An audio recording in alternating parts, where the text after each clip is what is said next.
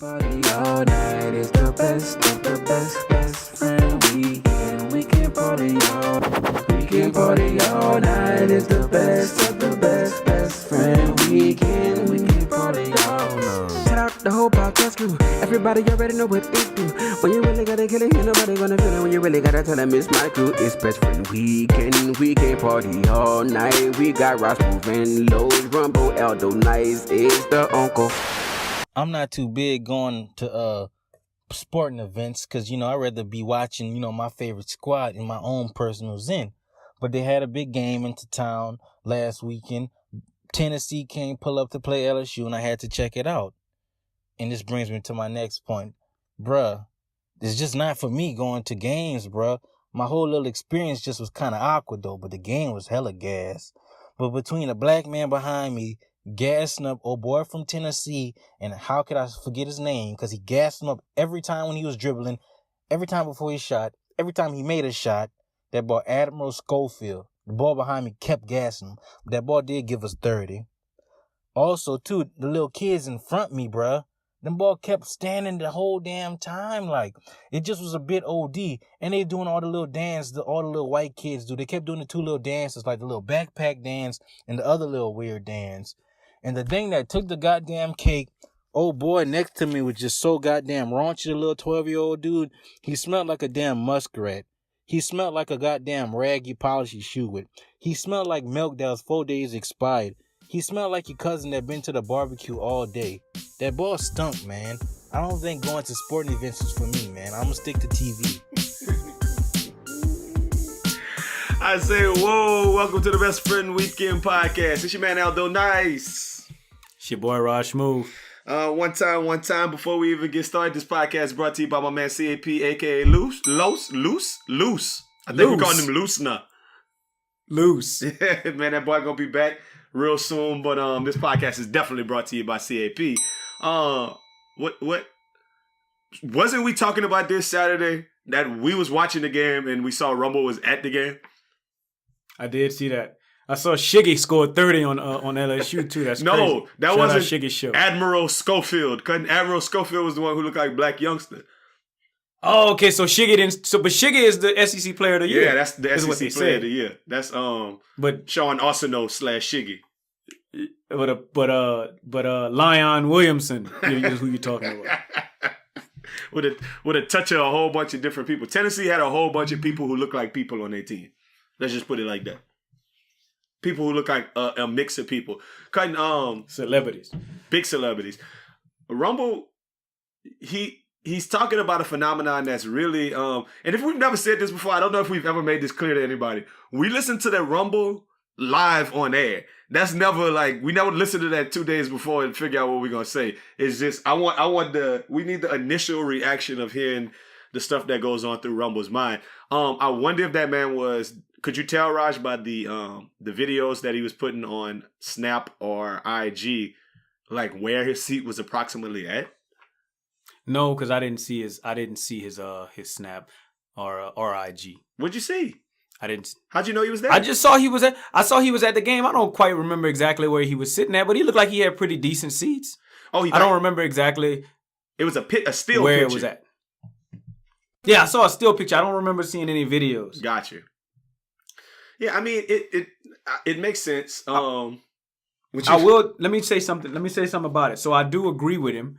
I don't like going to games either. I don't like going to live sporting events at all. I don't really like going to concerts that much. Like I rather watch it from home. Of course, not concerts per se, but sporting events. Much rather watch a Saints game from the confines of my own zen. I've never used that word before. I'm going to disagree with you. I think that it ultimately depends on the sport. I feel like football is made for TV, and that's why it's the number one sport in America. And I feel like basketball as well, I like to watch that on TV because it's just a different vibe. You can see everything. You can see the replays and everything. I can't watch baseball on TV. It's way more fire to watch a baseball game live. I'm gonna actually shorten up your sentence a little bit. I can't watch baseball. No, stop here, man. This podcast is brought to you by J. Mitch, man. When Jared come in town, I go to the games and I will watch the whole game and it's fun. And how many times you went to the Sugarland Skeeters without Jared? A bunch of times because that's actually the closest stadium to my house, the closest baseball team to my house. So yeah, a bunch of times while you bullshitting. Touche. I actually, since I've been living in Denver, have gone to 2 Rockies games, and I'd much rather be out and about around, like a nice Rockies weekend, like when they have a game and people watching the game, like at the bar and shit like that. Like I'd rather be downtown because the stadium's downtown, like most other stadiums. I'd rather be downtown watching the game, or not even watching the game, just enjoying the festivities of a game surrounding. Well, I think that's what I get out of the Skeeters games and just baseball in general, but more specifically the Skeeters game, because it's real cheap admission. Like those games might be $15 to get in, and then you can drink and walk around and enjoy everything else that's going on in that clown with your friends, whatever. I feel the same way about Houston Dynamo games, the soccer games. It'd be fun, couldn't we, be in the stadium drinking beer and go Dynamo, let's go Dynamo. Like it's fun to turn up at the soccer game too. I think certain sports are fun. Yeah, and I feel you, and maybe it's something that I'll pay a little closer attention to in the future. But as of right now, I don't like going to sporting events. I don't like baseball that much. I don't think baseball is a spectator sport. Okay. I don't really like. For me, I don't want to watch a baseball game. So that's one thing. Basketball is more fun than being at a football game because I don't know if you know the statistic, but there's only 11 minutes of actual gameplay in a football game. Like you don't realize that watching the game, but subliminally it's there. So football games are boring to me. It makes sense when you just said that because if you like record a football game and then fast forward through it, you fast forward in most of the game. Right. So. And then, any other sport I haven't really experienced, but I'd much rather watch. My favorite team to watch is the Saints. Yeah. And I'd much rather watch the Saints at my house. But what if you had them little white boys doing the 2 dances that they do? I'm assuming one of them is flossing. Can we agree with that? That's probably one of the dances he was referring to? Was the floss, right? Definitely. One of them had to be flossing. The other one had to be that little dance, where it's like kind of you do the little leg motion where you're dipping down. And then you turn your arms over and back. You know what I'm saying? Yeah. I don't know what that one's called. We need to figure out what that one's called. Yeah, but I know little kids do it. And so I'm assuming, I don't even think that's just white kids. I think every kid does those. Yeah, no, I do it. So you might have been doing it on the Best Friend Weekend Houston video. It is definitely there. It's there. What I think about it, I don't like. I think it's real cool when people can dance. So if somebody was doing either one of those dances, regardless of their race, if they were doing those dances and they look cool doing it, then I'm cool with it. But if they was just kind of, I don't know, like just out of whack and being stupid, like a lot of college students are, then it would have annoyed me, especially me being in that group. When he said little white boys, I thought he meant children. Maybe he said that. He might have meant college students. Well, I would imagine if children were standing up in front of him, like how old are these children to be standing up in front of Rumble to where he couldn't enjoy the game? Yeah, they got to be. If it was a 6-year-old, like if it was a 6 to 10-year-old, that kid shouldn't bother Rumble. But what if they're 13 like, that's not gonna bother 14? Me. Then he might not be a kid. Yeah. You know what I mean? Like college students, you're on a college campus all the time. They look younger and younger to me every year, so 13 don't necessarily look like the same 13 it used to look like. Shout out R. Kelly. That's your favorite thing about college girls, huh? We get older, they stay the same age. They stay the same age. Hey, man, shout out Rumble. As always, man. Hey, Best Friend Weekend Phase 2.22 was an outstanding event. I was going to say it's a movie because people say that all the time. I didn't want to say it was a movie, but it was an outstanding event. Raj, give me your thoughts, man. Let me tell you what I think Best Friend Weekend 2.22 was. I think Best Friend Weekend 2.22 was low-key Best Friend Weekend 3. Like, like for real. With the amount of finances and fun we had, it might have been Best Friend Weekend 3. Definitely. Like I'm not afraid to call it that. I'm glad we calling it what we called it because I think 2.22 is a way cooler number than like 2.5 or 3 because 2 is my favorite number. Okay. So I'm real cool with calling it that. And you know, hopefully, but I mean that best friend weekend part 3 has to be, retarded for real. It's gonna be outstanding. The groundwork is already laid. It's gonna be outstanding. But the thing about why Best Friend Weekend 3, I think, is gonna be outstanding, and every Best Friend Weekend going forward from here, is because I think we have almost what I would refer to as, almost a mailing list of people who have been to Best Friend Weekends in the different cities we've done it, whether it be the LA time, which was Best Friend Weekend Phase 0, Denver, Best Friend Weekend Phase 1, which was really Part 6, Atlanta, Best Friend Weekend 2, Phase 2, and then Houston, .22. We have so many people who've attended events that we've had at Best Friend Weekend, who've had a good time, who've asked, when are we going to do the next one? That we have probably a robust list of people that we're going to say, hey, look, this is the next Best Friend Weekend. Give them enough time, and we're going to have the people showing up. And you know what? People is what you need to have a good time. We're people persons. And if we have people, Raj, you know me, you, Los, we having fun. People. I think for the sake of it, it's gotten better every single time. And it's gotten more well attended. Like we've attracted more people every single time. So I do wholeheartedly believe, I have a lot of faith.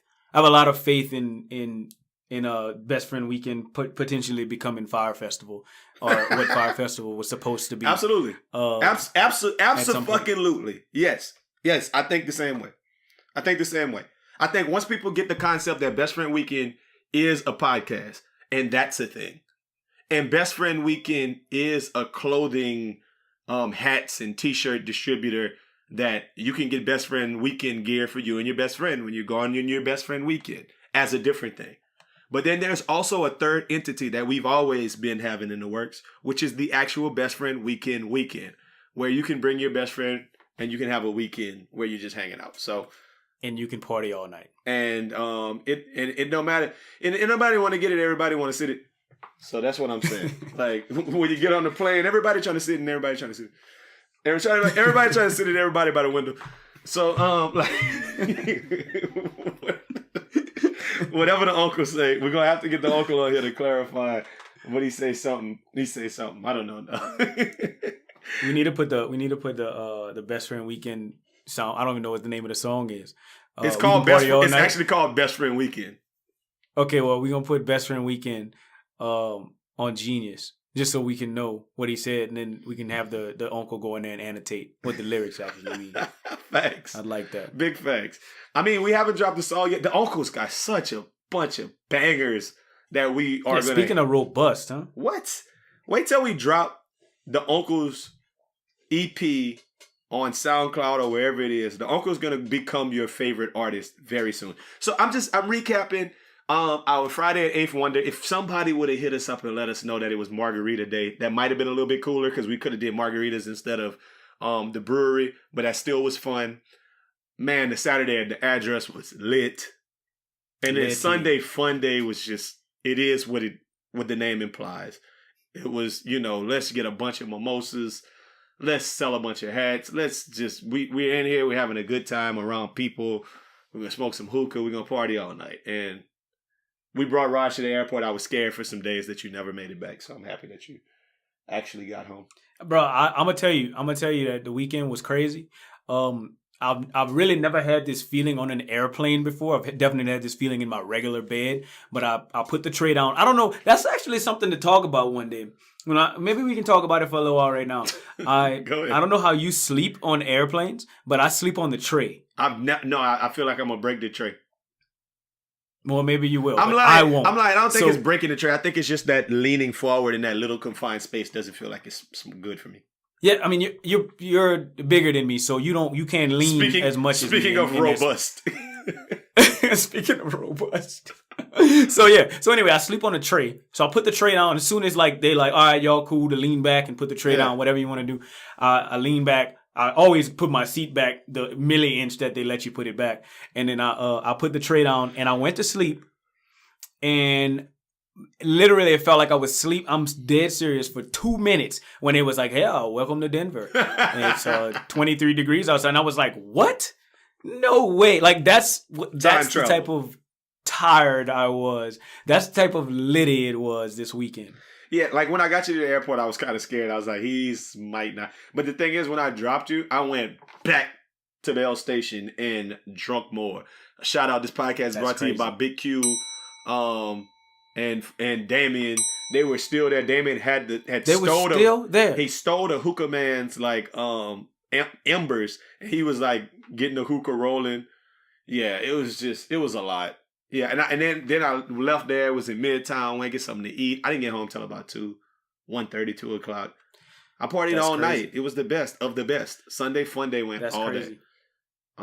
Definitely. I feel like nothing was really lacking. We called Friday Brews with the Crew, and I feel like it was a very much so Brews with the Crew. Yeah. Like that's what it was, like it wasn't a big party live going ham. It was Brews with the Crew. We was getting ready for the weekend. Yeah.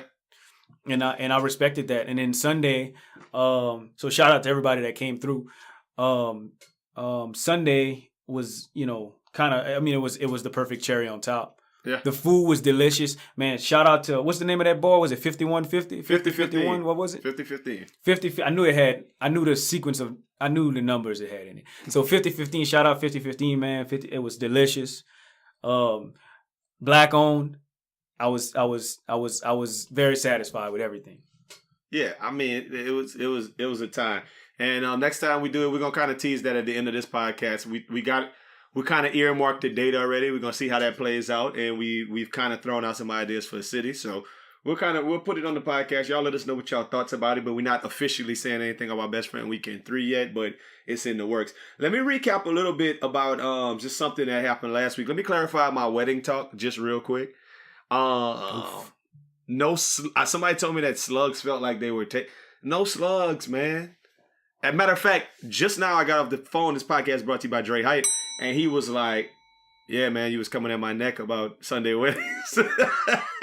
But multiple people told me that. Listen. I hope you got this part out of it. Oh, and Dre Hype said you're invited to anything that he ever throws, and you can come to LA anytime. You and Los. Oh, well, thank you, Dre Hype. Appreciate that. This podcast is actually brought to you by Dre Hype. I mean, why wouldn't it be? Just saying, the whole point was that we want to celebrate you if we are coming to your wedding. Therefore, if it's at an inopportune time for us to really turn up and celebrate the way we like to celebrate, usually, which is alcohol. Like we like to drink to have a good time. I just like ham. Yeah, that's to go. The way that I like to party. And yeah, I don't know. That's all I'm saying. It wasn't any slugs. I was thinking, man, I understand, man. One day I'll be in that position where I have to find out where I'm getting married and all of that, and then I might be the worst. And thing. Saturday might cost $1 million. $1 million. Sunday might cost $1,000. Yeah. A billion. Saturday might be $1 billion. Sunday might be 1,000. Mm-hmm. I might have to see what's up with that Sunday. And then I might just, at that point you can make it creative. Oh man, I got married on a big Wednesday. It was live. We did this. Whatever. Who knows? Who knows how these things play out? Yeah, we'll figure it out. It's not the biggest thing. Let me get into what burns my Boudin this week. I had a whole bunch of things written down over here that's kind of weird. I had something about Scrubs. I saw a message today from my cousin. He posted it and he was like, I bet y'all not gonna post this or something. Oh, this is what I find sexy. And it was about 5 or 6 women and they all had scrubs on. One of them was holding a baby, one had a computer, and they was all standing like at the steps of a courthouse. And it was supposed to be successful, black women. And then I replied, I was like, they probably all receptionists at the front of a dentist office. Oof. And I got a whole bunch of LOLs.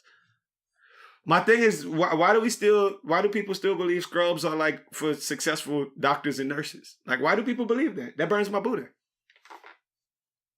Oh, I thought you was just kind of going off the fact that I kind of have a thing for scrubs. I like scrubs. But I think scrubs are sexy. when you see scrubs, do you automatically think success? I think nurse. which is lies people tell. Shit. No, but I mean, I don't. It could be. I think I see a broad spectrum because whenever I see a nigga in a suit, I don't necessarily think success. Mm-hmm. Like I just think, oh, that brother put a suit on today. Maybe I think the accessories go along. So if I see somebody with scrubs and a stethoscope? Why can't I say that word? Stethoscope. Stethoscope. If I see scrubs and a stethoscope, then maybe I might assume doctor. Or if I see a suit and like a square leather briefcase, then maybe I think success or businessman, you know. So I don't think it's the scrubs. When I see scrubs and just plain, I think nurse. And I think that can be a nurse, no slug, at the nursing home. Or it could be a nurse that's like a practitioner, you know. Or it could be somebody sitting at the house with old people late at night. And I was kind of harping on that with the nursing home thing. It could be that too. It could be somebody. Okay, anyway, so this kind of rolls into my next what burns my boudin. Another thing that burns my boudin is people who wear their occupational clothes to bars 2 or more hours after work is over. And how would you know? Cause I want work 2 hours ago. Cause I don't care. So let me just say that. After 7 p.m. I don't care what time you got off. I don't care if you're a doctor and you just took out 2 spleens and delivered 4 babies and you got off at 8:30 p.m. Don't pull up to the bar with your scrubs on at 9. Don't do it. No. So no, I don't think you should ever pull up to the bar in your scrubs. Never. So what I'm really talking about is I don't care if you just litigated 7 cases and you just got an scourge acquittal. Don't come to the bar at 9:15 with your whole work attire on, with your work suit. What if they take the jacket off? Okay. Sure. It needs to feel authentic because so many times I feel like it's inauthentic. Right? I think when I see people like that, they're posing. No, you're not coming from work. It's 9:15. And they don't be coming like, no, I just don't believe it. I don't believe these people. I need more people. No, I don't like it either. I think especially if you wear a uniform, like you shouldn't be out in your AT&T Office uniform. Max. You know what I mean? Oh yeah, like that. I will say this though. I always thought this was kind of player, but I think the times have changed. You got your OG cousins and whatnot that always kind of put you on game, but like I feel like OG-ness kind of changes over the years. My cousin, I had a cousin that used to work at the post office, and he told me he used to get so much attention on campus. He used to go walk the campus. He was about college age as well, in his post office uniform. Well, that's different. I think that's cool. He's not going to the bar though. I'm not doing that. He's not going to the bar. I saw a dude today. I mean, it's the same concept. With a fly. You don't think that's kind of peacocking? I saw a dude today had a fly post office long sleeve daddy with some shorts on in front of a school today. Like he got out that thing. He had like some little player socks with some it wasn't Yeezys, but it was like some nice kicks. I don't remember some Adidas, but it was nice. And some shorts, some post office shorts with a long sleeve post office daddy. And I was like, okay, his swag is that's dope. So I could see that. It's different, Raj. It's different. I think you can peacock on campus. I don't want you peacocking in your work outfit. I don't know. I'm just not a fan. So if the same fly dude was at the happy hour, now let's not even say the happy hour. Happy hour just ended. Say if he goes to when the happy hour just ended in his dope ass postal uniform with the NMDs on. How you look does that fall in? Does he burn your boudin? I feel like the post office don't stay open later than 5, and he should go change. You got time to change because it's 9 o'clock now. But would it burn your boudin? Maybe I'm sounding like a hater right now. Maybe. I just don't particularly like it. Okay, and maybe I feel you. And maybe at the end of the day, I'm saying all of this, and maybe it's just suits. Maybe that's what bothers me. Maybe I feel like anytime I see somebody with a suit out late at night, they're lying. You're lying.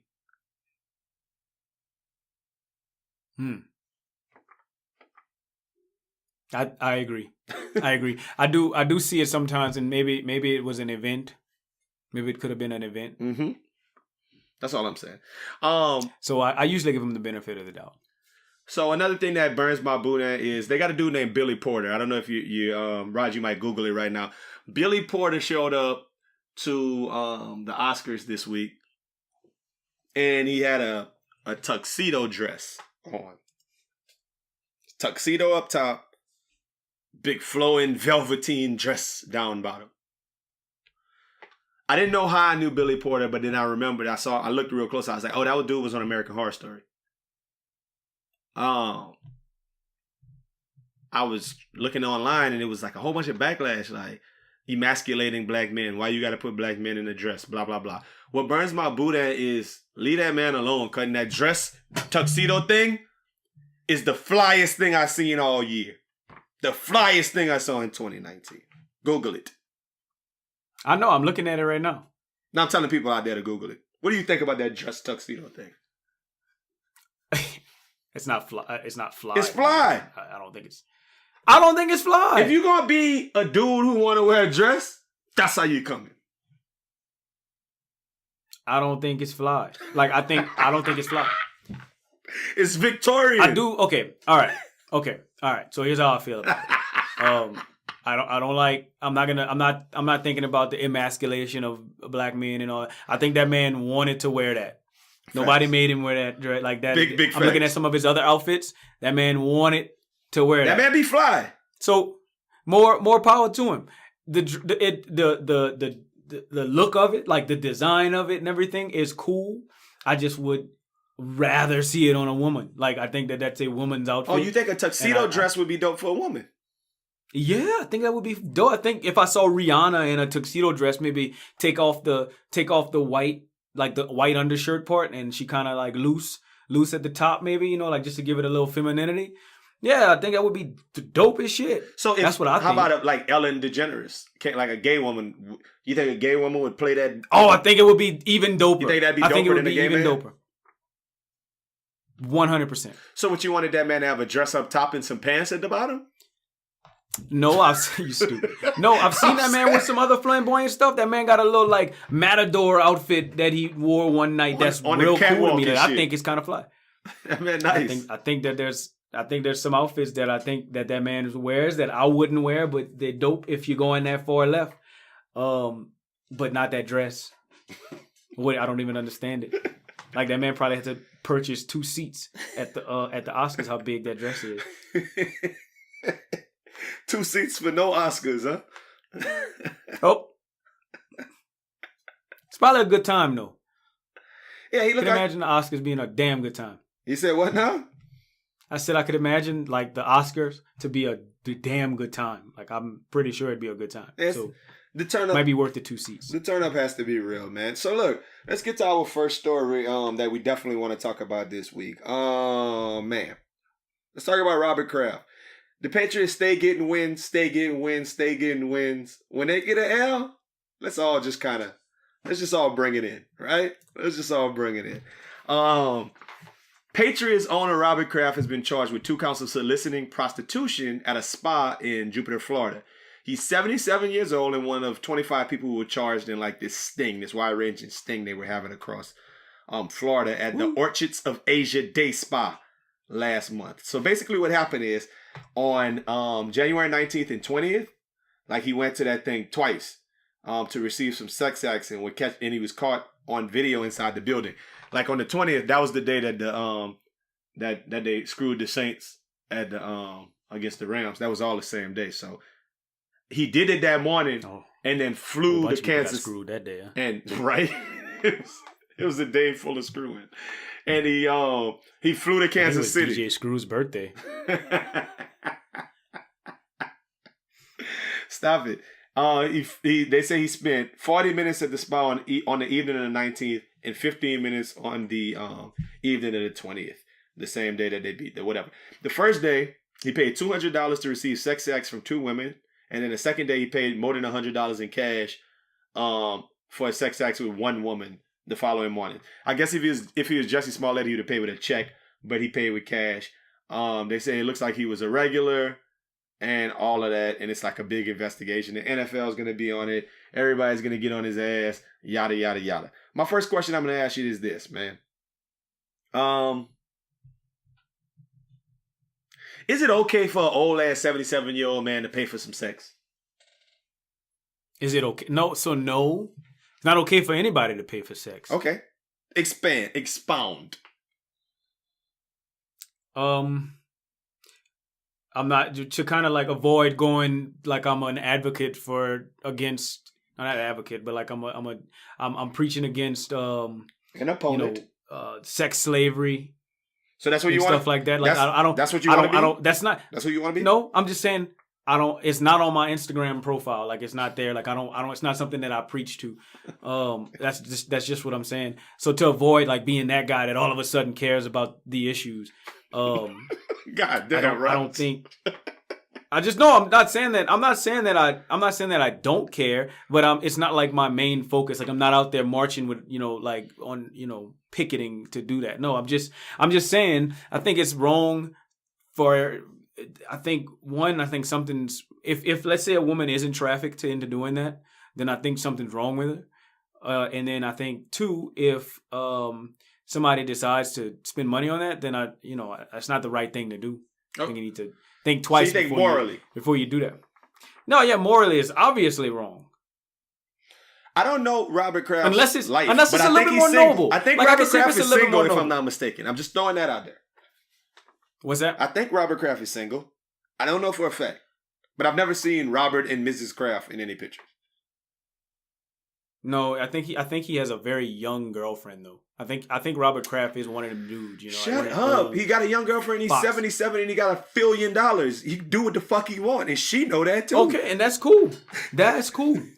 I'm just saying, I don't understand why that man would be in like if that man has got $1 billion, a very young girlfriend, and why are you in them type of parlors doing that? Like, go hook up with your young girl, and then so frequently. Like, damn. Like, I'm actually proud of that man for being not on the cover of the a Cialis commercial. He got 3 off in 2 off in 40 minutes, and then another one off in 15.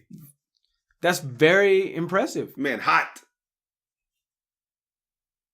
That's very impressive. Well, okay, so Raj, I'm going to say it like this. When I first heard about it, I was like, I wanted to hear more details. Then when I heard he was at a spa, it kind of strikes me as kind of the thing you're talking about. Obviously, no one likes the concept of sex trafficking. Sarah Huckabee Sanders was like, that's why we need to build a wall because the people are being sex trafficked. Whatever. That's that bullshit. But we get the idea. The idea that someone is stolen and or lured into this country onto false premises, made to have sex with someone that they don't want to, all behind the premise of in some sex trafficking things. They have sex trafficking stings and rings and everything else going on. That's wrong. Don't patronize these spas for these women who might smile in your face, but really don't want to be there. It's wrong. And it's wrong to put a human through that. Absolutely. However, if we're talking about like Any Given Sunday, I don't remember if you said that was like one of your favorite football movies. When Al Pacino was the coach of the Sharks and he was soliciting a prostitute. And he was smashing Jesse from Saved by the Bell in that movie. What's wrong with a woman being like, look, I be stripping and I be doing X, Y, Z, and okay, Robert Kraft wants to give me $2,000 to smash? Okay, hell yeah. Like, what's wrong with somebody being like, I don't care, I'll smash Robert Kraft. And him being like, I got $1 billion, I'm not hurting nobody, I just want, let me smash you. Like, if it was the escort route, I would have had way less issue with a rich old man paying an escort that's working for herself than a rich old man going to a place that could potentially be sex trafficking. I don't give a shit about like the moral stuff. That's not my. I can't speak for someone else's morals. Is my point.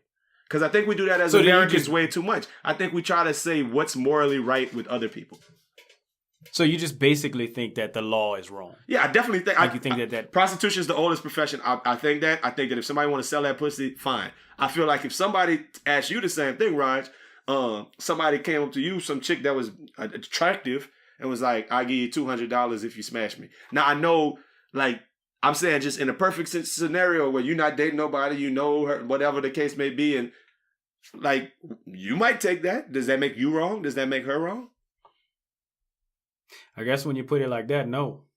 So I'm just talking about. So I know there's so many other seedy like parts of the profession that make it like that you can't always tell if it's just on the up and up like that.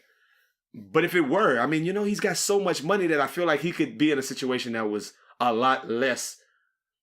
But maybe he was looking for the excitement, the thrill of the chase of running out somewhere. But I feel like Robert Kraft could have told somebody to go get him something to bring something back to the room for him. I don't know, man.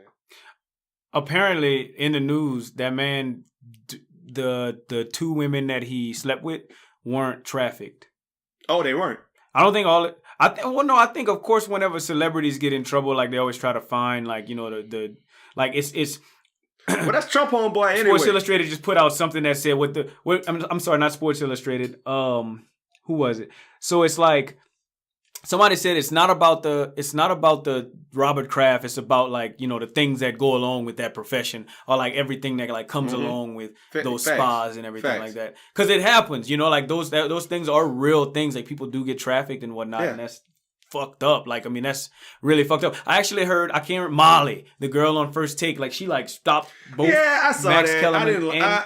I mean, but it was still cool. Know. But I just liked what she said. Don't do that to her. Like, for real, she had a good point when she said something like, supposed to be like, "Oh, Molly, God, where Molly no, came but from? Still, I think Molly just always say one thing, two things. Like, she don't never like go on a big old rant. No, she went on a rant, and I like what she said. Can I tell you why? This is the only reason I didn't like it. The only reason I didn't like it is because I felt like that was contrived. I felt like ESPN said, "You're the woman on the panel. You need to take this woman angle." And like, if Max would have said that, I would have received it differently than if Molly said it. I felt like it was so much like I'm not gonna demean her just because she accepted to take that role. So you think she took that role then? No, I mean, even if she did, I'm not saying that she did. You're saying that she did. But I'm saying if she did and she took that she took that initiative, but she took that role. Somebody gave her that role. Hey, we want you to take the women perspective and say this exact thing on TV. I don't know that happened, and you don't either. But if it happened, cool, she did it. I don't. But what if the Kaepernick thing's going on, and then on NFL Morning, they're like, "Nate Burleson, since you're the black dude, you need to make this." Like, I feel like it's kind of like they take the one person and they're like, "No, you need to say something about this." That's what it felt like to me when I saw the exact same thing you saw. Not to say anything she said didn't have merit, but what she was definitely talking about was sex trafficking. Absolutely. And I don't necessarily, I mean, I guess reading some of the articles that I'm reading about Robert Kraft, maybe that wasn't exactly involved in this situation. Or maybe he has $1 billion and he got his spin artists out there too. So you never really know. And I'll be honest with you, if there's a video out there, I'd like for that video to be released. I don't understand why they always say, well, there's a video out there. It's like I watched the Michael Cohen thing today. There's a video of Trump beating his wife up. But I want to see it. I want to see that man going into the parlor and doing him. At 77, I'd like to see that. To be honest. Well, you know, you said he got a girlfriend, but he is the owner of the Patriots, and the Patriots do be cheating. So it all makes sense if you like. It does make sense. Like A = B = C. I don't know. I just thought that that's an interesting thing. And the fact that he's been hanging around, like the first thing we saw, the fact you've been hanging around Meek Mill. Like, is there anything to the fact that when you're white and you start hanging around black people, you might get in trouble? I don't know. Man, so you're saying if that man would have never had that free Meek Mill shirt on, he would have been straight. He could have went to the parlor. You didn't see him last week at the Super Bowl? When he was dancing with Cardi B on the or a couple weeks ago, like in one of the Super Bowl pre things, he was on stage with Cardi B dancing, like turned up, like doing a little young jock, a little, you know what I mean? Whatever. No, I didn't see it. Yeah, and let me not even say black people. When you're hanging around with rappers, you start doing ignorant shit. Meek probably told him where to go, cause it's different. Oh man. Anyway, next story. Another person who got popped this week, the Aura. R. Kelly. They finally came down on our man in the worst possible way. So basically, what they're saying is that let me see. I want to read some of this because it was wild. He's basically charged with.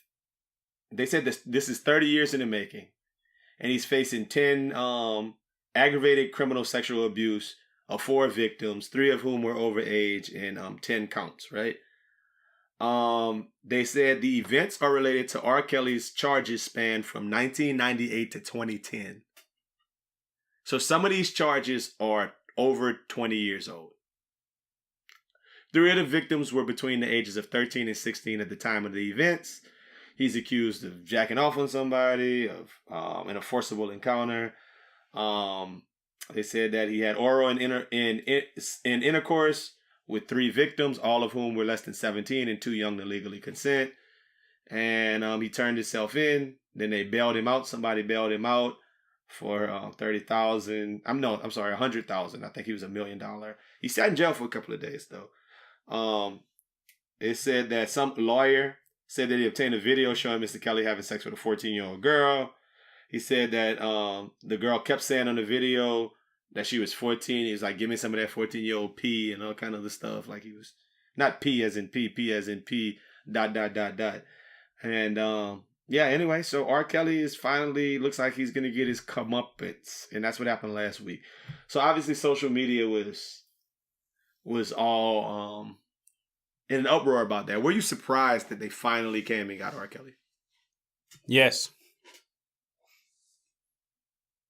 Yes, I was. Why? Why was I? Because I didn't know Lifetime can do that to somebody like that. I didn't know a documentary on Lifetime or docudrama, whatever it was. Docu-series. I'm just thinking, what just came to my mind? What just came to my mind was, what would you do if you're just sitting at home one day and all of a sudden you see a commercial about you, like a documentary about you coming on Lifetime? Would you just say, oh shit? And of course, I mean, I feel like I'd be straight when I'm talking if I was R. Kelly. That man should have moved, cuz. That man should have moved to another fucking country 2 weeks ago. I don't understand why more people that's, like kind of legal issues. Jail is imminent. Why don't they just go somewhere else? Go to Spain. I'm sure it's got dope places in Spain. Somewhere that's no extradition. Seattle and just go and be like. There's a Houston. Anything. In Spain. The you do best friend week in Spain. I'm pretty sure Madrid is very close to like New York or something. Barcelona is more like Houston. Yeah, Barcelona is Houston. Barca Houston. Anyway, so Barcelona I heard got a lot of bars. So and everybody got a cell on them.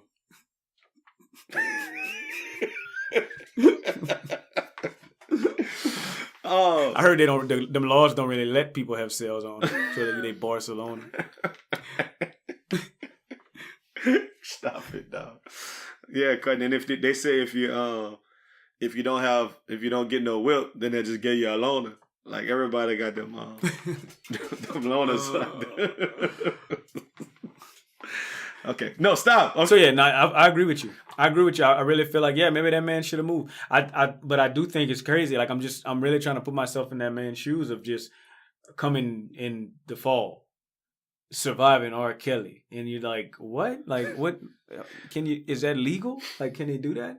And then you're in jail because of this documentary that came out that everybody knew. Yeah. We all knew. We all saw the tape. Like, everybody saw it. Like, we knew what happened. But it took Lifetime, a woman's network. It literally took a lifetime for that shit to come out. It took a lifetime for it to come out. And it also took a lifetime to bring light to it for that man to go to jail. So I'm not surprised in that aspect, Raj. Because I think it's a very new 21st century phenomenon, right?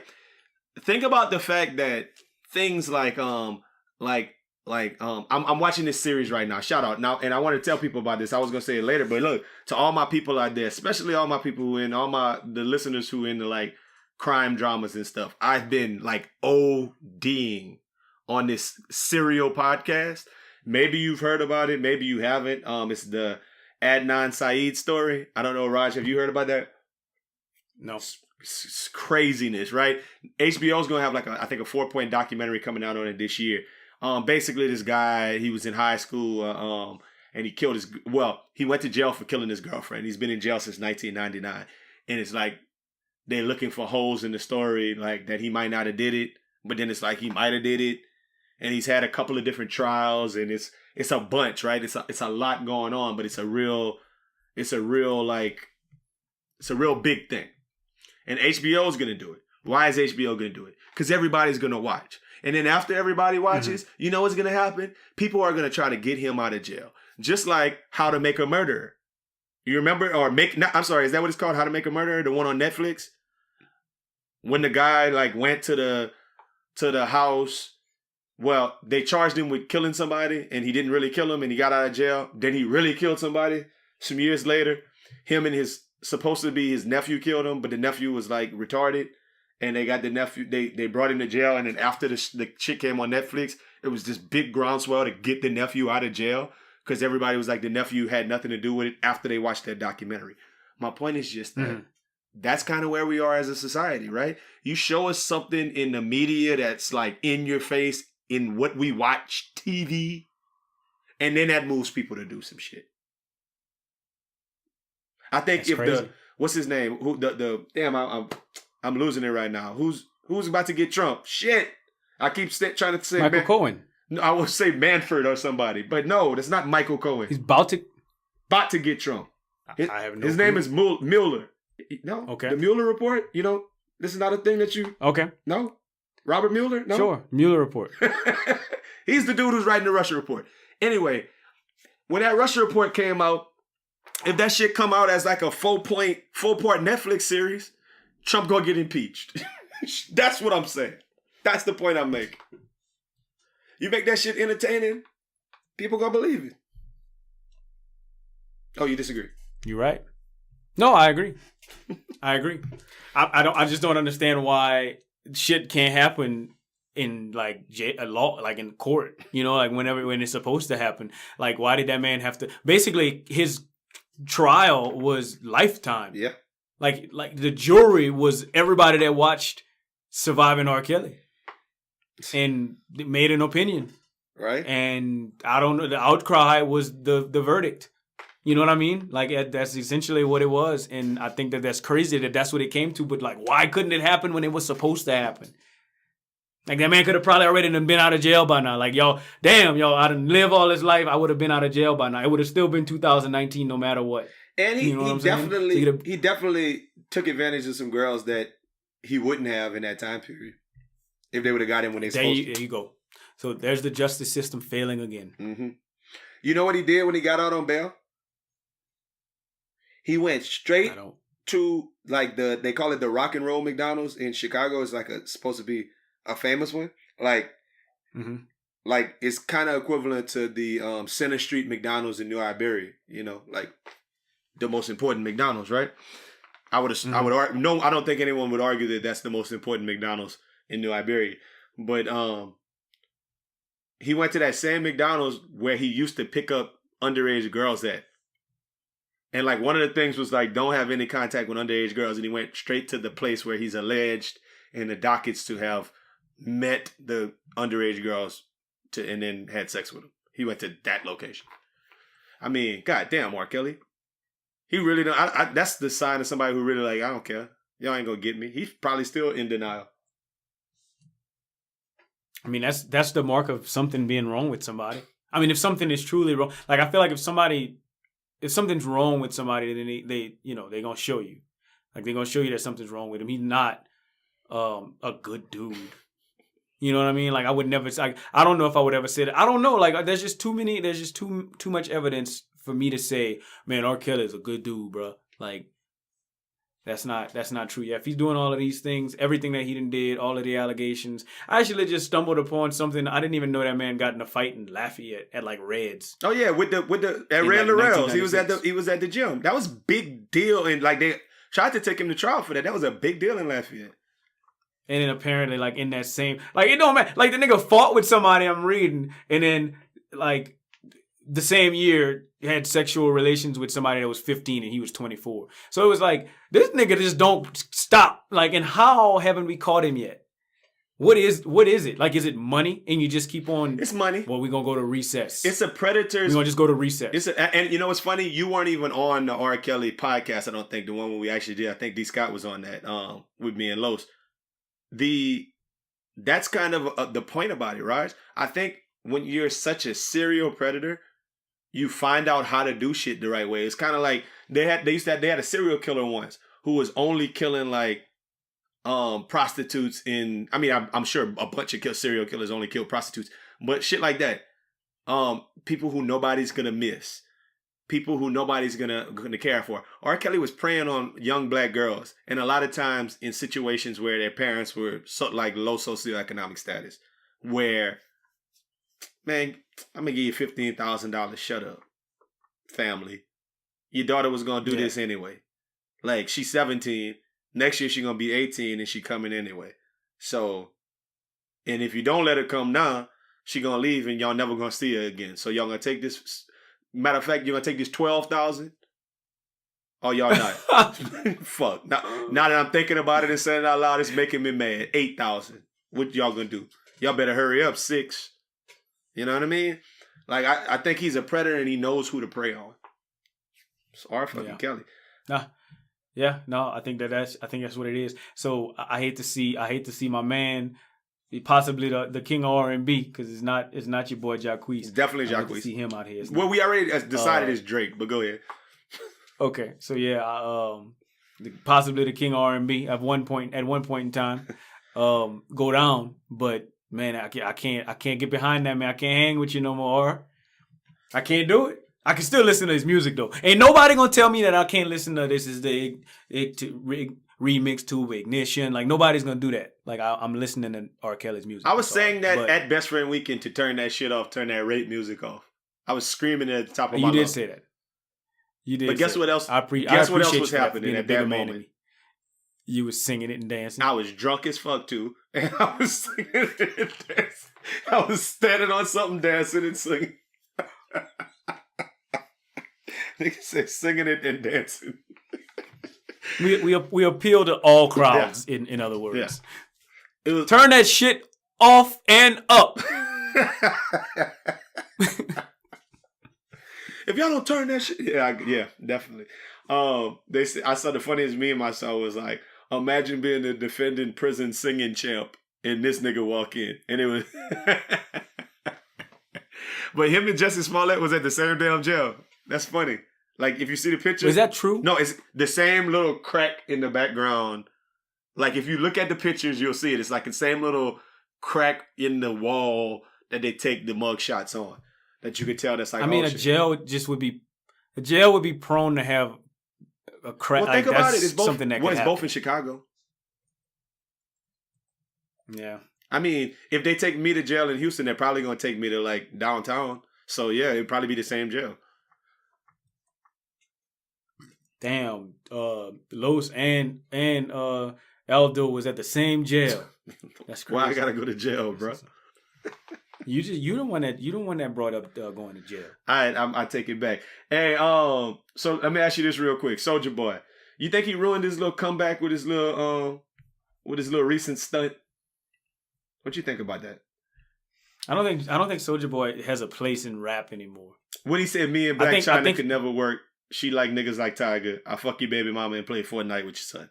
You think that messed up whatever little buzz he had going? No, because I don't think he really... I think he had like a little, a flash in the pan buzz kind of thing going on where people was kind of feeling what he was saying on the Breakfast Club or wherever it was at. But nah, I don't think he had a real shot at like resurgence at all. I think his best shot would be to be a recurring guest on Wildin' Out. That's his best shot. Got a recurring guest on Wildin' Out. That's what I think his best shot was. I think he could have been... He's not going to make another album that's going to be worthwhile. Yeah, I don't know if he got... I don't know. He made like beats for a while, right? That was worthwhile? Sure. I think he can still do that. So, I don't know. It's a weird situation because... Do you know how Murder on the Beat, So It's Not Nice? Do you know how he looked? No. So yeah, I'm just saying, like, that man could be a nice beat maker. Mm-hmm. I don't know how none of them boys, ear drummers, I don't know how none of them beat makers look. they always stay kind of in the background. And sure, yeah, he can have a background role. I think he can still have a background role, especially if his beats are that good. Yeah, I don't know. It's just a lot because, like, I feel like he went from everybody forgot about Soulja Boy to him hopping on the Breakfast Club, and it's like, oh, okay, Soulja Boy, he's making some good points. To like, oh, Soulja Boy is making memes. Soulja Boy is funny. Then I saw like 2 weeks ago he dating Black China. I was like, okay, so he's really back in like the whole like social media people Hollywood circle. You know, it felt like he was back in that whole thing, and it just I felt like that just kind of if they would have broke up. And he wouldn't have said that. It wouldn't. I don't know. It's just tacky. It's a tacky thing to say. It's a very tacky thing to say. Very, very, very. But I think that's Soulja. That's who that man. One egg short of an omelet. That's what he is, and he has he got good points. Like I think he has a moment. I remember a long time ago when it was Ice. And I remember Ice-T came at his neck a couple of years ago talking about how rap wasn't rap no more. And he was like, bro, like you really coming at me whenever I'm like a young kid out the hood and I got a deal, like I got a hit. And like so that man know what he talking about, but he's still crazy as fuck. Yeah. Like he's just a crazy person. I expect him to say shit like that. Yeah, what he said the other thing was like I was just hitting Black China because I wanted to know what the P felt like. And that was the other part of the tackiness. And I just like, Black China really get all the dudes, though. Like, she always be fucking with the dudes. So I guess maybe all them dudes just be wanting to see what it feel like. Bro, I don't understand. Speaking on getting all the dudes, they got this chick, apparently, that's in some sort of controversy with Tristan Thompson right now. You know who I'm talking about? I've heard about it. She, like, the black girl, something Andrews or something, I think. I don't know. Something like that. I don't know what her name is. But then apparently she slept with James Harden as well. Like, bro, they got so many bad girls out there. Like, why? How can James Harden and Tristan Thompson sleep with the same girl? Well, like, why? Hold up. Shut up. Didn't they both smash Khloe Kardashian? Wasn't that both their old lady? I mean, okay, but yeah, sure. Yeah, I mean, didn't they do that? They got a bunch of common kills. We used to call those so them boys are Eskimo Brothers. Yeah, them boys Eskimo Brothers. Eskimo Brothers. Common kills all day. So then there's something to that story. I don't believe in coincidence like that. Them boys. You want to know what I think about that? Because I have a theory on this. I've had a theory on this. I didn't think the podcast was going to go here, but I've had a theory on this for years. I think certain men, the pheromones, the ambiance, the aura, the vibe, attract the same women. I just think it's just a thing. Like, you can't put, it's not quantifiable, but I think that dudes end up sleeping with the same girls because the same girls like the same type of guys. It's something about that guy that's kind of the same. I would be willing to bet Tristan Thompson and James Harden, it might not have anything to do with how they look, how they smell, how they present themselves, but it's something about them that the same type of women are like attracted to that. And that's fine. I guess I'm not harping on Black China being attracted to them boys. I'm harping on the fact that why is James Harden and Tristan Thompson attracted to Black China or whoever to this chick when them boys nice, like them boys both tall. They both brown. Celebrity circles. You know what I'm saying? Shout out brown skins. This podcast is brought to you by Brown. And those who are down with the Brown. They both hoop. They both hoop. And they both dress cool. And they rich. I don't understand why, how did we end up with the same girl? Like, that shouldn't happen. And we play for two different teams way far away from each other. Because those girls are attracted to them and they nice looking dudes, man. What part are you missing it? I don't understand. Them boys ain't got a lot of time to be out there trying to meet. Like, okay, so the girl that we talking about is like, wasn't that like one of their friends? Like one of the Kardashians or the Jenners' friends? I think it has something to do with they're in that circle. Like you mess with people who are in your circle, who are on your level. All these regular chicks you're talking about might not even could get around James Harden or Tristan Thompson because how you even gonna get into this exclusive nightclub or this after? Because you look nice? Okay, fine. That's the first step. You're in. Now that you're in there, why James Harden or Tristan Thompson want to holler at you? Because cool, you being thirsty, back up. I don't know you. You cool with Kylie? Okay, come on, party with us. What's your name? Oh, she good. I think it has something to do with that mixed circle. No? So here's what it is. I figured it out. I'm glad. You always bring me to the light, and I appreciate it. And boys appreciate the easy route. That's essentially what it is. I mean, I said that so many different ways. Raj, I said that so many different ways. No, I mean, but it's cool. Like, I get it. I didn't get it at first. I get it now. I just kind of I guess I was holding them up to a higher standard, thinking, oh, well, them dudes could pretty much just point at something and, okay, that's me. But that takes effort. It takes a lot of effort. I know. Oh, damn. Oh, look, that's Jordyn Woods. Her name is Jordyn Woods. That's Jordyn Woods right there. That's the one she was with Tristan Thompson. Well, I know if that man's man, I know I can. So, like, that's pretty much what it is. Why it ain't? Why wouldn't it be? I don't know. I just. Them boys gotta go. I just feel like my NBA journey. Right. My NBA journey would be a lot different. Than that. If we was in that NBA, think about the things that me and you, the type of people we are, that we would have to do on a daily basis. We'd have to get up at whatever time that is. We'd have to get up, brush your teeth, wash your face, do all of that, right? Try on clothes, fits in the closet for... No, before we even do that, fuck that. We throw on some stuff because we got to go to the gym and work out, and then we got to get up shots.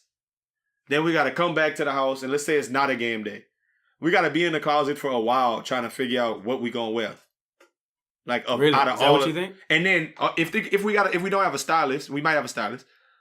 But no, I don't have a stylist. But then, I could be my own stylist. You know me. Then we got to go out and buy more clothes, shop, be trying on stuff, doing stuff. You know what I mean? Figuring out where we going that night. Oh, maybe our friends will know where we going that night. Then we got to get there. We got to get this section. We know what, we got stuff to do the next day. It's a lot going on in our mind. You don't really have a lot of time for all of that. That old meeting people. Whoa, what's happening? I'm James. But you already know that. Let's take time, man. Hey, how you doing? I'm James Harden. Oh, you don't know me? Okay, cool. Well, I'm going to holler at you later. Hey, I'm James Harden. Yeah? Oh, okay. Well, yeah. And how you doing? Well, what's up? I guess Hold I on, feel while you talking, you missed something. You missed something. While you was meeting that thing, what just happened? Say, bro. Whoa, James. Whoa, I'm Richard. You know Richard from Compton? He went to high school. I'm his cousin. But we'll be in our section. I don't. He gonna be reaching into your section, trying to dap. Okay, well, I never seen that happen before, but cool. That's actually Dre hype cousin. Maybe I'll do like most of them boys. That's actually Dre hype cousin, DMs. man. That man had James say Harden might be coming when we go to LA. Oh, nice. When we was in Vegas one time, I hopped in the section with Harden. That's a real thing. I remember you told me that. That's a lot.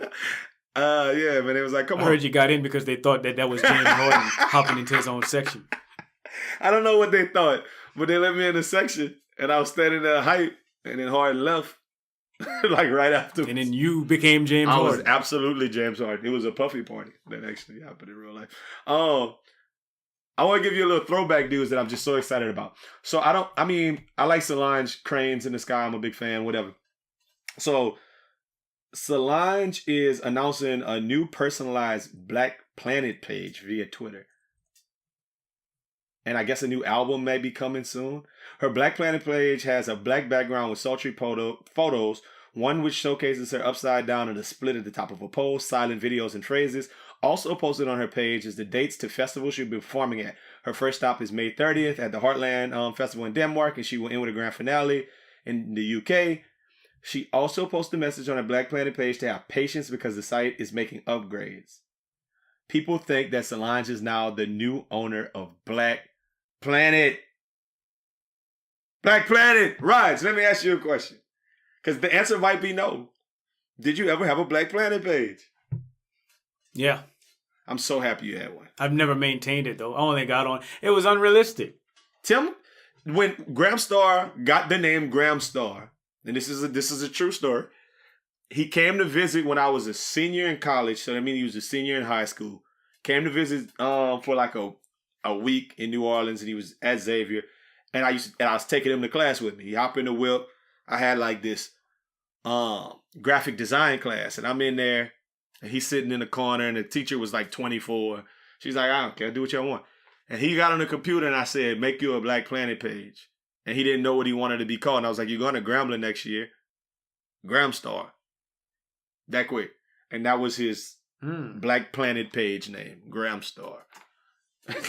It wasn't Graham Star. There you go. That's a great story. Oh, I think I knew that story. Like it came back to me whenever you were telling me, but I always thought it was Instagram Star, which is funny. Because that's where it resurfaced at. Yeah. You know, like it wasn't like he was Graham Star on Facebook, Graham Star on Instagram. You right? So I figured it was Instagram, but he should have put a B in it. But anyway, no, I didn't. I had one, but I never maintained it. I just got one just to see, and it felt very chat room-esque. Like it felt like, who am I? AIM. What do I have this for? Yeah, like it didn't fit. It didn't fit my what I was looking for. Well, we had College Club too in BlackPlanet, but BlackPlanet was really good though. It's like you can meet people. We was meeting people. We'd search like at other colleges, and then we'd see girls and we'd send them a message. I don't remember if you can send them a message. I don't remember how the algorithm went. I don't remember how the page went. But I thought you could send them a message. Because I know I met girls on BlackPlanet. That's a thing. That's cool. I never have. Over the years, I went back buku times to see if I could find my page, but it's like it always kind of like X's out the old pictures. And I knew my BlackPlanet name because I said it in that We Hate Allen song. If y'all ever listening to it, I was like, I want to see him, hit him up on BlackPlanet, exposure 337. I remember, so I was able to always go back and look.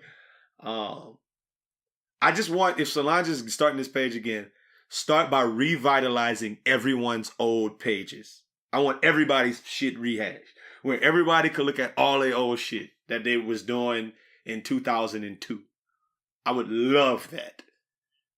And then just start from there. That is pretty cool. You used to post pictures. Now I'm not gonna say frequently, but from time to time, you'd post pictures. So let me tell you on Black. Let me tell you how long ago it was. No, you couldn't post pictures. They didn't allow that. Like you could post one picture at the top, I think. What we did was we knew how to alter the HTML code where we would save a photo in like Yahoo Photos or somewhere else online, and then we would link it like href open brackets equals exclamation point center equals, and then you would put, Allen in class.jpg close quotes, like all of that. But it wasn't like a big secret. Everybody knew how to do that. Because, like, once somebody on college knew how to do it, everybody knew how to do it. So then you would just go look at somebody else's page, and you would look at their source code, and you would just copy-paste their source code into yours and change what the photo was. So, like, you would be in a computer lab doing that. That's a real thing. That's not everybody had pictures on their page, buku pictures. But I'm assuming the place we had our pictures saved might have, like, stopped saving them after some time. Ran out of space. Probably so. I don't know. But I just want you to laugh at this because when I think BlackPlanet, you know who the most popular BlackPlanet page was? It was a guy called Kevin Baller 33. No, that was his AIM. I'm sorry. I don't remember what his BlackPlanet name was. Shit. I can't. But he basically describes himself as, my name is Kevin. I'm on this joint chilling, looking for youngins to chill with or just be friends. So if you're feeling me, get at your boy. My AIM, Kevin Baller 33. Yeah, that's me getting my dunk on and shit at the bottom. And you see the shirt? Texas Longhorns, baby. Get at your boy. I'm 6'10", 205, brown skin, brown eyes, very athletic, and looking for a youngin to chill with. Oh yeah, all my haters, thanks for doing you and helping me out.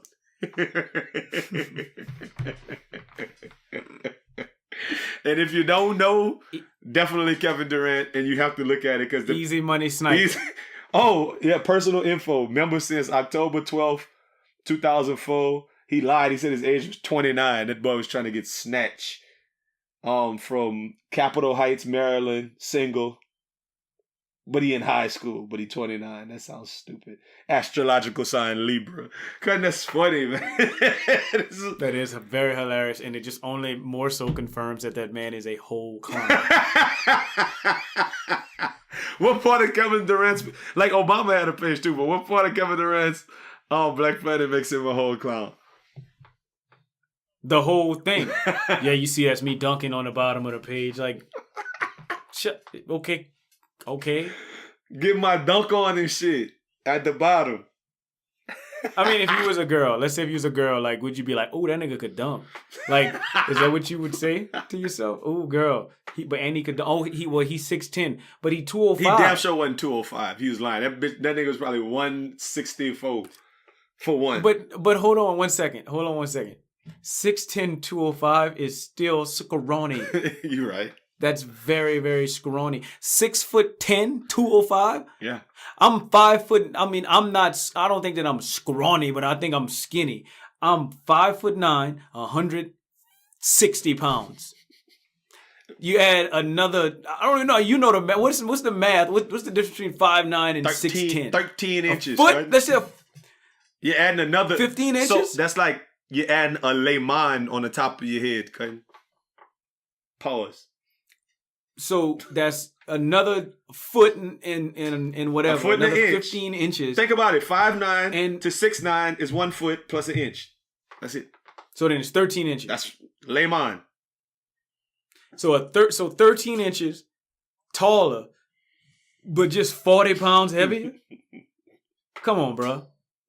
That's funny when you try to shade it a little bit, but it's still strong. Still strong. So I think I'd be like, oh girl, he could dunk, but he's 6'10". That's okay. That's a little tall, but he only 205. He's just looking for youngins to hang with, though, my G. And he's very athletic. He didn't lie. No, yeah, he is very athletic. I'm just saying, man. They said that like something like it shut down. What did it shut down? But they said as of 2007, it had 15.8 million registered users. But I wasn't on BlackPlanet in 2007. I think when I first moved to Houston in 2005, I didn't know nobody out here like that. So I got on BlackPlanet. And I remember I met a little thing on BlackPlanet. But that might have been the last time I ever was on BlackPlanet, like 2005. And I might have upkept it for like rap shit, but yeah, not. Because MySpace came around then. It was like, nah, I want to be on MySpace. That's a better algorithm for the same type of thing. You're right. Which sucks for BlackPlanet, but it is what it is. They I mean, BlackPlanet only is on, it's only really, it's got BlackPlanet in it. It's not like it's multicultural planet. Like it's, you know what I'm saying? Like it was. It's like Black People Meet. When you name something Black something. Or farmersonly.com. Or Christian Mingle. Or J-Date. Right? Like these things you. Or Grinder. Pause. Whole pause at you. Or wholeclown.com. Okay, no, we need to do something with that. We need to do something. You do this. That guy's a whole clown. Something, man. Grinders for people who straight, or they people for people that's gay? Now cue up their music for Nothin NICE to say. I know they say if you can't say anything nice, don't say anything at all. If you can't say something nice, don't say nothing at all. Nothing nice to say, but Aldo nice. Ain't nothing nice. You hear me? All right, so I grew up in an environment where, sorry to say this, gay people is funny to us, but also in an environment where we never felt threatened by them. This might sound like gay bashing, but I think that a man in drag is a funny sight to see. I think that a 6-footer with a full beard speaking in a feminine voice will make me chuckle every time. I even think that it's somewhat amusing to see a chick with a tuxedo on standing as a groom when she's supposed to marry another chick, even if she got the tuxedo top with the dress bottom. I honestly feel like gay people are free to do whatever they want and in their personal lives, and it don't affect me at all. But if you listen to this podcast, you know that I find a lot of what they do to be funny. I could legit watch YouTube video of boys twisting and making funny moves and talking in high-pitched voices all day and laugh. Matter of fact, the funniest video on the internet to me is the Very Freaky Boys video. Please look that up. TT, I'm a hoe. Everybody know. I probably done messed around and fuck your man before. He mad, fat bitch. You are not a threat. You run up in my face and your ass will get checked. I got cake, he got cake. I got body, he got body. If your pussy was a class, you'll be tardy. You'll be tardy. Cause you're late. I might as well say it. I'm not the type of bitch that will sit around and pay it. If you wanna fuck, you gotta send a pic first. Cause I'm the type of bitch that needs to see a dick first. I say all that to preface what I'm about to say about straight people acting gay. I don't know how you feel about that, but since we were kids, boys acted gay. Or said gay things around other boys as jokes. I can't count how many times somebody threatened to goose another boy or clown about circle jerking or tell him that his jeans too tight and I might want to smash him if he don't put on some looser ones. We grew up like that. It's funny to us. And it persists to this day. We still make off-the-cuff comments and laugh at each other, and I'm sure we aren't the only friends who do this. That's why when I hear famous people make gay comments, I actually understand and usually are 100% in on the joke. For instance, Odell Beckham Jr. At some point, you gotta believe that he just be trolling us. When he was faking like he was doming Justin Bieber or Trey Songz or whoever and coming up out the water with the guy in the pool. I sincerely believe he was clowning and his homeboys laughing, and that's what we do. We laugh at gay homosexual behavior by heterosexuals. It's probably in poor taste, but it's almost like it's ingrained in the culture. And that brings me to a quote I saw the other day. Now, honestly, the first thing I did was Google it. And I know it's fake news. I know it's not a real thing. But I still think it's super funny. It was a meme I saw attributed to Marcus Smart of the Celtics. And it said, "There's thick-ass niggas everywhere.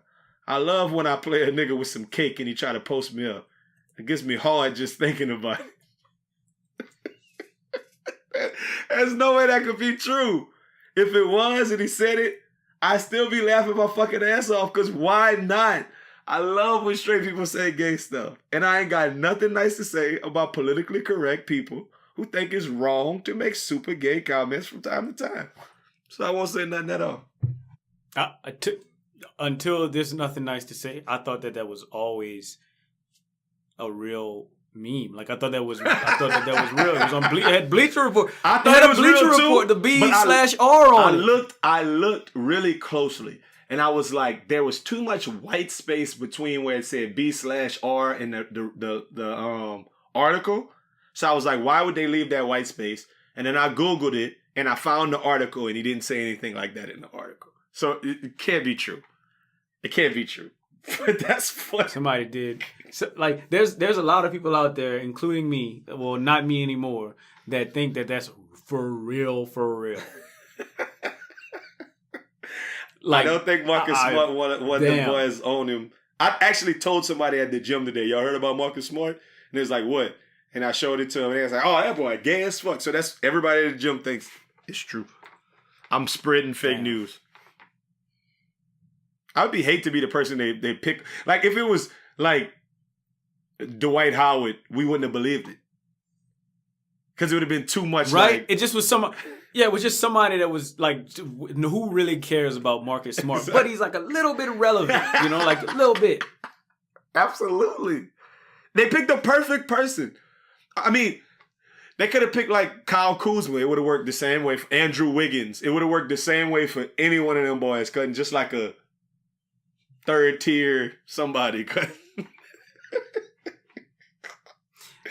I think Marcus Smart was actually the perfect. Yeah, he might have been perfect. He might have been absolutely. Because I can't do Wiggins. No, it can't be the number one overall pick in the draft. Like, it can't be Wiggins. It had to be Marcus Smart, and then like, I don't know, like you'd have to name a slew of people before we got to another one. It can't just be just anybody. It got to have a certain type of It got to be a two guard with blonde hair, on a successful team. You know what I'm saying? Like that. It got to be. It can't just be anybody. Got you. You're right. Okay, you're not wrong when you're right. And if so, could it be Jamal Murray? He don't have blonde hair. It can't be Jamal Murray. No, it can't be Jamal Murray. It got to be somebody that's like an enforcer. Like somebody that's like... Because that's part of the comment about I like when somebody back me down. You're right. Right. It can't just be, oh yeah, I like when a nigga look me in the eyes when I'm checking him. Because, like it can't be nothing like that. Like it got to be something hardcore porn gayness. Like that's what it got to be. Somebody who like to play D, couldn't. Somebody who boisterous and like to play D and like... I don't care. Like, who? I'll give you somebody a little bit more prolific. Could Bruce Bowen have said that back in the day when he was in the league? No, it couldn't. It couldn't. No, that man was all man. Like that man was like Marcus Smart.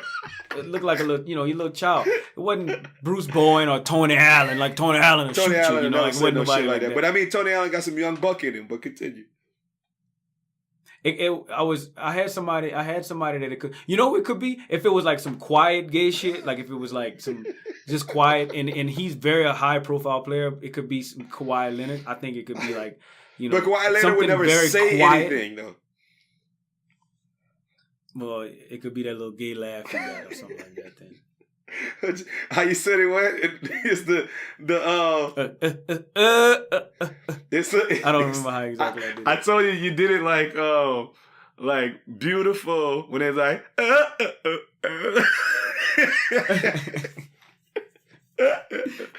oh shit. Nah, I don't know. It might not have been Kawhi, but it's funny though. That's a funny comment.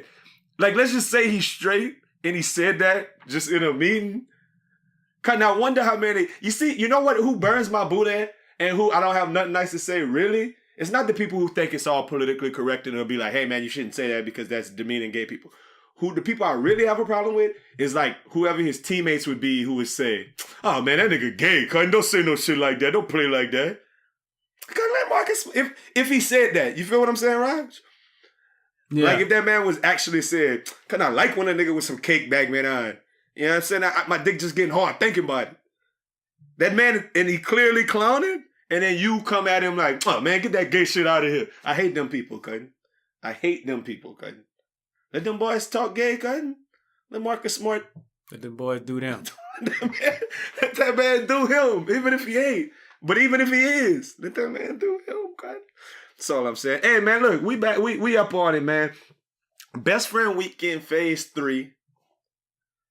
Tentatively put your schedules together for May 27th, 26th, 27th through 20, Memorial Day weekend. Put your tentative ear, you know, your antennas out there, your feelers out there. You're gonna have that Monday off at most occupations. Maybe some you won't. Just to let you know that May 27th is that Monday. So May 24th to 27th. Right. So yeah, that's okay. So I was thinking BFWW Phase 3 3-day weekend because Memorial Day. You know what I mean? We still doing some running around and talking to people to see which city we're gonna narrow it down to. We got a couple out there. So if y'all got any suggestions, hit us up, inboxes. Let us know where you want the next Best Friend Weekend to possibly be. We'll tell you some thoughts that we have, and within the next, let's just say the next couple of weeks, we'll have it cleared away. We want to at least give y'all about 2 months to look into plane tickets and things of that nature. So just be on the lookout for that. We got some cool things coming for the podcast and always some cool things coming just in general for how we get down. So y'all rock with us. Keep rocking with us. We enjoy it. And Raj, you got something to say before we get out of here? Fuck the pool. No, I'm just... I don't have anything. I don't have nothing nice to say, so I won't say nothing. I'll let y'all next week.